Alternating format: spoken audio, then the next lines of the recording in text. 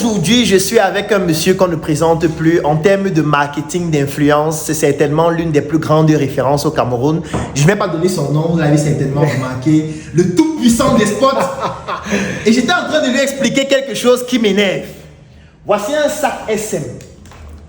Je recherche des personnes qui peuvent parler de ce sac afin de pouvoir le vendre sur Internet. Il n'y en a pas. Je recherche des personnes qui ont des compétences pour parler de ce sac sur le plan technique, avec une audience spécifique, un peu comme à l'hôpital. Vous avez une fracture, vous arrivez à l'hôpital, vous recherchez un chirurgien, certainement un orthopédiste.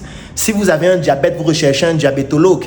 Mais aujourd'hui, si vous avez un produit dans le domaine de l'agroalimentaire comme Djoka, vous recherchez quel influenceur? Vous connaissez combien d'influenceurs dans ce domaine qui a une audience qui a été construite sur ce segment-là et qui peut réellement avoir non seulement qualité et les compétences nécessaires pour pouvoir positionner ton produit de la meilleure des manières. Je ne peux pas mieux le dire que des spots. Non, c'est grave. c'est très grave. C'est très grave. C'est toi qui dis souvent que non. Là, le mal est profond parce que, comme Claudel le dit, on est en train d'assister à un enfumage et qui est en train d'atteindre des proportions exceptionnelles. Et on ne peut plus continuer à laisser ça passer comme ça. On a des personnes qui se disent influenceurs, mais qui n'influencent, en réalité n'influencent personne. Parce que vous avez une personne qui va publier sur votre produit, qui va faire une publication sur votre produit, qui va se dire influenceur et qui a même des millions d'abonnés. Mais regardez un peu les avis, les commentaires. Qu'est-ce qu'on dit du produit? Qu'est-ce qu'on dit? Est-ce qu'on parle même de votre produit? On dit tu es très belle. Est-ce que vous vendez? Est-ce que ça vend même? Ça ne vend pas. C'est pour ça qu'aujourd'hui, on doit parler de l'influence de niche parce qu'on doit parler de spécialité. Si tu dis que tu influences, il faut bien que tu influences dans un domaine précis.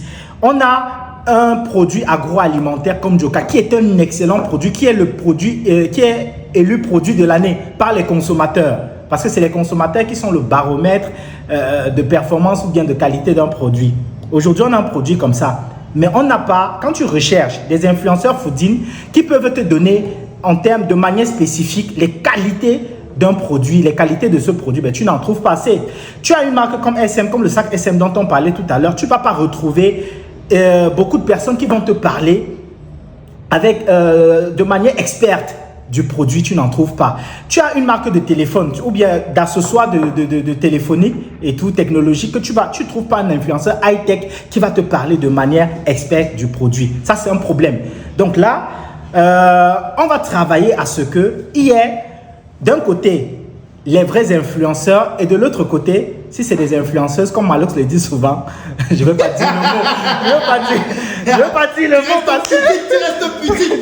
Je suis pudique. Non, parce que Charlie, ce qu'on est en train de dire est très grave. Et toutes les personnes qui, en Afrique ou au Cameroun, ont eu à créer des marques rencontrent ce problème. Ça veut dire que tu vas créer un produit. Oui. Tu as besoin de personnes qui ont qualité, qui peuvent en parler d'une certaine manière. Je prends un exemple en Occident. Vous allez voir des influenceurs spécialisés high-tech. Ça veut dire que c'est un gars qui te produit des contenus uniquement sur les téléphones portables, sur les caméras, sur les drones. Tu as des influenceurs auto. Tu as une comme qui est tellement réputée. Super Blondie. Super Blondie. Mon frère. Donc, quand tu regardes le contenu de Super Blondie, tu te dis que mais on fait comment pour arriver à ce niveau? Et je te promets, elle est signée chez tellement de marques. Elle parle essentiellement de l'automobile. Chaque fois que tu as envie d'acheter un véhicule, tu vas te référencer à Super Blondie. Sincèrement. Et là, comment on fait pour ne pas en avoir au Cameroun? Pourquoi on ne devrait pas en avoir au Cameroun? Il en faut. Et c'est pour ça qu'il y a quelqu'un qu'il faut véritablement apprécier. Et Claudel, je pense que tu as parlé de lui une fois. Ils sont nombreux. Déjà, au niveau de l'agriculture, big up à toi, Tami Jardin. Ah oui, le célèbre Tami Jardin. Le tout-puissant Tami Jardin. Non, c'est un gars qui a compris. Tami Jardin a dit l'autre jour qu'il préfère lui rester au village et tout. Et puis moi, sincèrement, le contenu de Tami Jardin, c'est un contenu exceptionnel. Exceptionnel. Ça veut dire aujourd'hui, même si tu veux faire un chant, tu veux faire un petit chant, peu importe ton niveau de connaissance sur la, tu peux te référer à Tami Jardin. Si tu veux faire de l'apiculture, tu te réfères à Tami Jardin. Oui. Il y a un autre Sévérin aussi, ils sont nombreux. Oui, dans l'agriculture, ils sont nombreux. Après, tu as influenceur fooding, tu as quelqu'un comme Doc Bidi. Oh, le tout puissant Doc Bidi. Avec ses histoires. Bien sûr. Et après, tu as quelqu'un comme Lucas Filatrio, Oui. qui est un excellent créateur de contenu vidéo et qui est signé d'ailleurs chez nous. Donc, du coup, pour moi, je dis, il faut davantage de créateurs de contenu, d'influenceurs de niche spécialisés. Parce que justement, par le levier, avec l'ascension et les proportions que prennent les créateurs de contenu, on en aura besoin. Et il ne faudrait pas que ce soit un fourre-tout. Comme je dis, il ne faudrait pas qu'on ait des créateurs de contenu toujours bouffons. Il faudrait qu'on ait des créateurs de contenu de qualité, de niche. Donc là, qu'est-ce qu'on fait, Claudel? On fait comment? Regarde, moi ça me rappelle en fait ce que je vois régulièrement en ligne. Tu vas voir des personnes qui créent des marques et qui décident de contacter d'autres personnes qui ont beaucoup d'abonnés en ligne. Il y a une dame, il y a un homme qui a 1 million d'abonnés, 2 millions d'abonnés. Je vais lui offrir mes tenues. Et puis elle va porter et elle va dire, je suis habillé par... Est-ce que ce n'est pas une forme d'escroquerie? C'est de l'enfumage. Est-ce que ce n'est pas de l'escroquerie? Non, c'est pas de l'escroquerie. Parce qu'au final, est-ce que ça se vend? Ça vend. Est-ce qu'on vend? Est-ce que le fait de dire que je suis habillé avec telle tenue, est-ce que ça permet d'augmenter le chiffre d'affaires réellement? Non. Shoes buy. Perruque buy. Ça vend. Parce que ça se voit, mais est-ce que ça se vend? Est-ce que ça se voit même? Est-ce qu'on voit même? Des fois, tu te demandes si on voit. Parce que quand on voit quelque chose, quand on voit une légende qui interpelle, on commente. Bien sûr. On réagit. Sauf qu'en commentant, on dit tu es trop belle. Oh, vraiment, tu es trop jolie. Je vois que tu as perdu du poids. Mais attends, quel beau sourire. Mon ami, on t'a payé pour vendre. On t'a payé pour vendre, pas pour dire que je suis à la plage. Non. Quand je disais, il y a eu un débat. Il y a il y a quelques années où on disait qu'au début de l'influence au Cameroun, on disait l'influenceur est-il un commercial? Moi, j'avais dit l'influenceur, c'est un commercial. Parce que la personne qui investit sur toi, au finish, c'est qu'il veut vendre. Faut pas... Non, n'allons pas dans les... On veut vendre. Tu vois un peu? Ça veut dire que l'influenceur, lui, s'il retire de son cahier de charge le volet commercial, ça veut dire que lui, il va publier. Il ne va même pas répondre, il ne va même pas communiquer, s'engager avec ses abonnés sur le produit. Et c'est pour ça que je dis, on doit parler de valeur. Et en parlant de valeur, la première, c'est l'authenticité. Il faut être authentique. C'est pour ça que je suis discordant avec des influenceurs qui ne sont pas en phase d'abord. Il faut épouser les valeurs du produit. Aimer d'abord le produit. Moi, quand je parle de Njoka, tu ne m'as pas payé, on ne m'a pas payé pour parler, on ne m'a pas payé pour en parler. C'est que moi, j'ai consommé le produit, j'ai apprécié le packaging qui est exceptionnel, le meilleur au Cameroun pour le moment, pour ce qui est des produits agroalimentaires. On ne s'en vante pas et on insiste sur le fait que c'est ceux qui utilisent à partir de iPhone 11 en montant et équivalent qui doivent consommer le produit. Le reste, aller acheter ailleurs. Donc voilà. Et c'est pour ça que je dis, il faut aimer d'abord le produit, l'intégrer à ses propres valeurs. Et c'est comme ça que tu pourrais parler du produit avec authenticité, avec facilité même. Parce qu'il y a des influenceurs qui communiquent sur des produits qui ne connaissent même pas le produit. Ils ne peuvent même pas te parler du produit. Qui n'utilisent même pas. Est-ce qu'ils utilisent même? Ils n'utilisent même pas. Ils n'utilisent même pas. On a vu des aberrations, on a vu des gens se signer avec une marque de téléphone. Utiliser une autre. Pour montrer la marque pour laquelle ils ont signé. C'est terrible. Parce que regarde Charlie, je pense aussi que peut-être cette escroquerie, parce que je pense que c'en est une, est liée au fait que les indicateurs de performance qu'on présente aux marques sont les indicateurs qui sont biaisés. Parce que l'influenceur va dire, j'ai 50 millions d'abonnés, quand je vais poster, regarde, il y a eu 3000 commentaires, il y a 50 000 mentions, like et tout. Non, ça ne veut rien dire. C'est peut-être juste de la visibilité, mais au final... On te dit, Claudel, tu es une petite entreprise, hein? Tu as mis tout le petit argent que tu avais. Tu vois un peu, pour recruter un influenceur, tu vois. Et puis, à la fin de votre campagne, il te produit des statistiques, un rapport du genre... Nous avons posté 7 fois. On a posté 7 fois et tu vois, on a touché... Même les... C'est pour ça que j'ai dit, même le rapport d'influence, les KPI, les indicateurs de performance doivent changer. Et nous, on est en train de travailler dessus. Il y a un guide sur le marketing d'influence qui va sortir et qui va aider également les marques à évaluer les performances d'un influenceur déjà sur les réactions, parce que les réactions sont très pertinentes. Une réaction est plus importante, un commentaire est plus pertinent qu'un like. Et on évalue les commentaires sur la qualité des réactions. Parce que si tu me produis 500 commentaires où aucun n'est en rapport avec le produit, ça veut dire que tu n'as touché personne en réalité. Tu vois, tu n'as touché personne, sinon les gens devraient réagir. Ou il y a un problème d'authenticité sur la qualité de la production de contenu qui ne pousse pas les gens à un call to action, qui ne pousse pas les gens à réagir par rapport à ce qui a été. Donc il faut revoir tout ça. Et là, on est en train de travailler dessus parce que l'esbrouf doit se terminer. L'enfumage, il faut que ça s'arrête.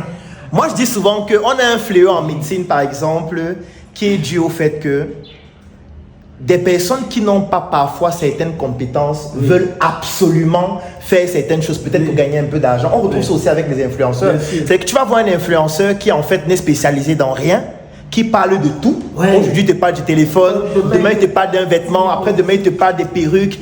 Et puis, à un moment donné, ça devient un fou-tout. Mais sauf que même dans le fou-tout, on peut professionnaliser la manière de faire. Moi, j'aime toujours prendre l'exemple avec la médecine. En médecine, on a les médecins généralistes. Et je dis toujours qu'un bon médecin généraliste, c'est quelqu'un qui s'est référé à temps. Moi, quand quelqu'un vient me voir, il me dit, j'ai une marque. Je recherche un influenceur avec lequel je vais travailler. Je lui dis, va voir Charlie, mon frère. Va voir Charlie. Ce n'est pas mon domaine. Je peux peut-être essayer de mieux comprendre ce que tu dis pour te référer vers la personne qui a plus qualité de pouvoir t'apporter des meilleurs résultats. Si tu viens me voir, tu me dis vraiment, j'ai une hypertension artérielle, je vais dire, ok, je vais essayer de vérifier ça. J'ai les compétences pour te consulter et savoir exactement si c'est de ça qu'il s'agit. Après, je te dis, va voir le cardiologue. Va rencontrer docteur tel parce que lui, il est plus spécialisé, il a traité plus de cas, il a plus d'aptitude pour te prendre en charge de manière beaucoup plus appropriée. Sauf qu'aujourd'hui, on se retrouve avec des personnes qui veulent tout faire, qui n'ont pas les compétences, qui n'ont pas les qualités, qui n'ont pas les valeurs, qui n'ont pas les KPI qui te permettent d'identifier effectivement si ça fonctionne. Et au final, qui perd? Les personnes qui perdent, ce sont les PME qui n'ont pas déjà assez d'argent. Peut-être les multinationales veulent juste la notoriété, veulent la visibilité, veulent que les gens parlent de leurs produits ou leurs services. Mais au final, regarde, nous on veut vendre. On veut vendre. Et pour vendre, il faut de l'authenticité. Il faudrait que les personnes qui suivent cet influenceur à travers son contenu se sentent rassurées et passent à l'action de manière qu'ils soient rassurés de passer à l'action. Parce que le produit, la personne qui parle est authentique, ça crédibilise davantage le produit et la marque. C'est ça. Tu as des influenceurs qui ont des millions d'abonnés, mais dont la tête est vide comme un ventre après l'IVG. Sacré punchline. On est hip-hop après. On est hip-hop quand même. On met un peu des coups sur les côtes dans les côtes là. Donc voilà, sincèrement, mais on en parle, on rit, mais le mal, il est profond. Et là, il faudrait véritablement qu'on travaille sur un processus de spécialisation. Et là, on va véritablement le faire parce que le produit de substitution, comme je le dis toujours, les influenceurs fous tous sont arrivés à leur phase, pas seulement de saturation, mais de déclin. Le produit de substitution, quand on arrive à cette phase, le produit de substitution, c'est les influenceurs de niche. C'est ça. Et moi, pour conclure avec les influenceurs de niche, nous sommes en train de travailler avec Charlie sur un programme qui va se faire dans les sièges de la Startup Academy, de Yaoundé, de Douala, de Tchang, de Côte d'Ivoire et même du NSC, qui aura pour but donc d'accompagner ces influenceurs de niche-là. Est-ce que tu peux nous en dire plus un peu? Bien sûr. On va lancer, d'ici peu, vous aurez les dates, un programme de formation qui va permettre à chaque personne qui est passionnée, parce qu'il faut d'abord être passionné, qui est passionné d'un domaine précis ou bien qui a un centre d'intérêt précis, de venir se former auprès des spécialistes pour ce domaine. Donc, on a ce partenariat justement avec les sièges, avec la start-up qui vous donne droit à un programme élargi de formation pour le domaine pour lequel vous êtes passionné et un accompagnement qui vous permettra de devenir créateur de contenu spécialisé d'un domaine et un accompagnement également au niveau de la stratégie marketing de votre projet d'influence. Voilà. D'accord. Et je pense qu'il est important de préciser que nous sommes vos premiers clients déjà. Parce qu'avec les marques que nous avons déjà sur le marché, je peux citer SM, je peux citer Njoka, je peux citer beaucoup d'autres marques de membres de Startup Academy. Donc, si nous, on trouve des influenceurs de niche, parce que d'où est venu même le débat? Le débat est venu du fait que nous, on a des marques sur le marché, mais on ne retrouve pas des influenceurs de niche qui peuvent réellement parler de ces marques-là avec autorité et en ayant qualité pour en parler et surtout avec une audience qualifiée qui peut payer. Parce qu'au final, c'est ça. Bien sûr. On ne veut pas juste que quelqu'un dise vraiment découvrez mon nouveau sac SM en identifiant SM en bas, mais il y a 50 000 personnes qui réagissent, aucun achat. Donc il faut qu'on puisse accompagner ces influenceurs-là à pouvoir mener le processus de la production de contenu jusqu'à la conversion du prospect en client pour que la petite PME qui produit Made in Cameroun ou n'importe quelle marque puisse comprendre que en misant sur celui-là, même s'il n'a pas 1 million d'abonnés, mais il a la capacité d'avoir sa petite audience qu'il peut amener jusqu'à la conversion. Claudel, comme je le dis toujours, aujourd'hui le constat est clair. Tu peux avoir 1 million, tu peux avoir 2 millions d'abonnés, mais tu ne crées pas l'engagement, mais ton taux d'engagement est plus faible que celui qui a 10 000 abonnés. Ça, c'est clair. Et maintenant, même au niveau des valeurs d'assurance, tu vois, qui permettent de pousser de manière cognitive le client à l'achat, tu ne représentes rien parce que tu n'es pas authentique. On le sait. On sait que tu nous as parlé d'hier d'un produit X, aujourd'hui d'un produit Y, ainsi de suite. Pourtant, quand tu es influenceur de niche, les avantages, c'est quoi de l'être? Ou bien de se spécialiser dans une niche? C'est que premièrement, tu as plus de temps pour un contenu spécifique. Ça veut dire que tes recherches sont orientées. Oui. Tu n'as plus le temps d'aller, de raconter, de parler de X aujourd'hui, de demain de Y. Tu as des recherches orientées. Donc, tu as plus de substance pour créer ton contenu. Deux, c'est que tu peux travailler avec plusieurs marques du même segment. Parce qu'au finish, ce n'est pas comme si tu es réellement rattaché à une marque. Tu es un expert d'un domaine et chaque jour, tu présentes les valeurs des produits de ta niche. Donc, tu peux travailler avec plusieurs marques. Donc, l'autre avantage, c'est que ta communauté te suit chaque jour et réagit avec toi pour un contenu spécifique, pour le contenu pour lequel tu produis de ta niche, en fait. Donc, ça, c'est exceptionnel. Ça veut dire que tu peux répondre à tout le monde parce que tu es expert de ce domaine, tu peux répondre. Alors que ces gens-là, souvent, ces fous-tout-là, ces bouffons, souvent quand ils publient, ils ne répondent même pas aux commentaires. Il va même pas d'avoir le contenu pour répondre aux commentaires. Est-ce qu'il sait ce qu'il va dire? Il va dire quoi? Tu vois un peu? Il va dire quoi? Donc, c'est ça le problème. Charlie, peut-être pour mieux expliquer cela avec mon cas, les médecins pourraient très bien saisir cette opportunité d'une formation comme celle-là. Parce que de nature, de par leur formation, les médecins sont des influenceurs dans le domaine de la santé. Oui. Moi, je suis médecin généraliste. Il y a des médecins spécialistes en cardiologie, en hématologie et beaucoup d'autres domaines. Et il existe des produits, des services et des marques qui tournent autour de ces spécialités-là. Ça veut dire quoi? En général, ça ne se passe pas sur Internet dans le domaine de la médecine. Oui. On a des délégués médicaux qui vont aller dans les hôpitaux, qui vont rencontrer des médecins, qui vont organiser des conférences, qui vont organiser ce qu'on appelle des EPU, des enseignements post-universitaires, durant lesquels ils vont présenter leurs médicaments. La plupart des fois, ça va être fait par un expert du domaine, un professeur titulaire, qui va venir, par exemple, parler de la maladie, ensuite présenter les nouvelles modalités de prise en charge et présenter des médicaments qui sont des marques, présenter des produits qui sont des marques, et facilement vendre ces marques-là à d'autres médecins, à d'autres professionnels de santé. Donc, un médecin aussi pourrait participer à une formation comme celle-là pour être en ligne, produire du contenu dans le domaine de la santé, spécialisé dans son domaine. Je peux citer par exemple le docteur Patrick Ngou qui fait un travail exceptionnel en ligne, le docteur Raphaël Bonnier, ils sont nombreux. Et ça permettrait donc à ce que, si moi je crée par exemple une bouillie infantile,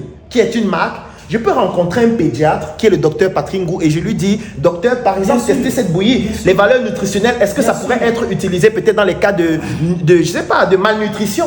Et là maintenant, lui en tant que pédiatre, il a plus autorité, il a plus qualité de parler de la malnutrition, de montrer comment la prise en charge se fait et de recommander le produit. Aucun autre influenceur ne peut le faire comme lui. Personne. Il a autorité. Oui. C'est la bouche la plus, c'est la voix la mieux autorisée pour recommander le produit, ce type de produit. Parce qu'il a la maîtrise, il a l'expertise, il a la qualité. Tu vois, il y a quelques jours, la France, pour le compte de marketing d'influence, vient de ratifier ou bien d'imposer aux influenceurs des domaines de la santé, ou bien des influenceurs qui parlaient de tout et parlaient même des questions de santé. On a imposer aux influenceurs prochainement, quand vous allez produire un contenu qui concerne la santé, vous devez vous référer d'abord à un centre, à une institution de santé et qui va vous produire le contenu nécessaire. Tu vois, parce qu'on s'est rendu compte que, ok, ils disent n'importe quoi, des choses qu'ils maîtrisent. Oui, même chacun pas. se lève, il Chacun dit, se lève, consommer tel produit pour perdre du poids, pour faire cela. telle chose. Oui, c'est grave, c'est même grave ici, très grave. C'est très grave. Imagine, on te dit que, ok, il y a désormais tel produit sur le marché, parce qu'on ne sait même pas si ça passe par des normes de vérification et tout, on ne sait pas trop. Ben après, c'est des influenceurs qui, ce qu'ils disent peut relativement impacter les habitudes de consommation. Mais après, quand tu consommes, s'il y a un problème, qui gère ça? Qui gère les conséquences? Qui gère? Oui.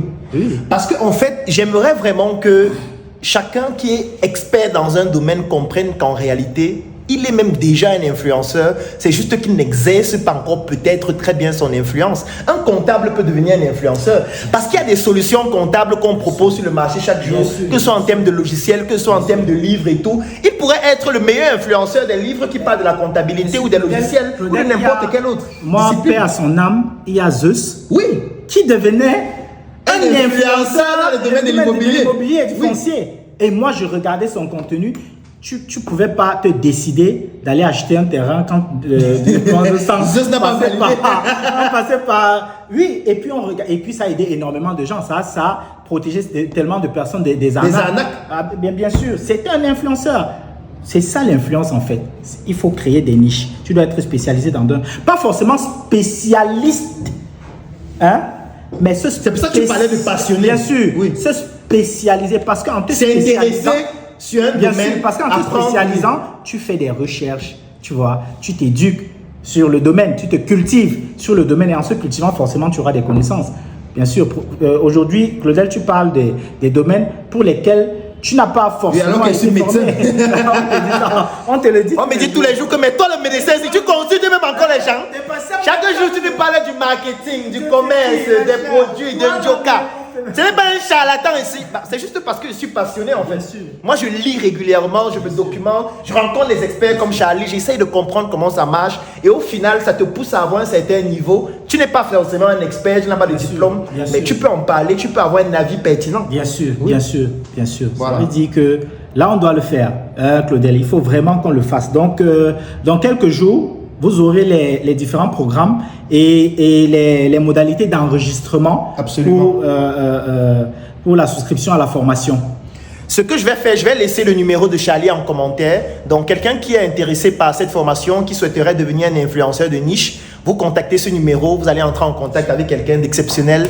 Je suis là même dans le siège de son cabinet et vous allez avoir la possibilité de participer à cette formation-là qui va se dérouler certainement dans les prochains jours. Donc, à très bientôt pour une nouvelle chronique et arrêtez d'arnaquer. Ils prennent leurs dernières économies pour vous donner, pour que vous venez juste taguer, habiller par. Après, chiffre d'affaires, 0 francs. Après, ils tombent en faillite, vous continuez votre influence. Pardon. Vous choisissez un autre pigeon. Un autre pigeon. Vous allez vers un autre pigeon. Consommez Joka si vous avez le iPhone 11.